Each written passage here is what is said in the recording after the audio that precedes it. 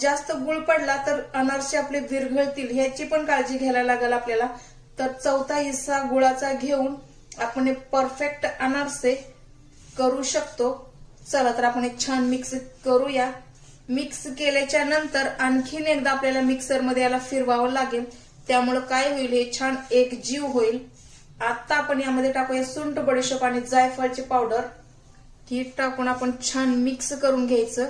चला आता आणखीन एकदा आपण याला मिक्सरमध्ये फिरूया, त्यानंतर भेटते मी तुम्हाला. चला, अनारसाचं पीठ मी छान मिक्सरमध्ये फिरवून घेतलेलं आहे. तुम्हाला मी ट्रिक सांगते, जर तुमचं पीठ जास्त कोरडं असेल तर तुम्ही त्यामध्ये 1-1 चम्मच दूध टाकून फिरून घ्या, त्यामुळे काय होईल की असा ओलावा यामध्ये निर्माण होईल. चला आपण आता पुढची तयारी करूया. पीठ कसं मळायचं हे मी तुम्हाला दाखवते. चला आता आपण यामध्ये थोडं थोडं करून दूध टाकून पीठ छान मळून घेऊया.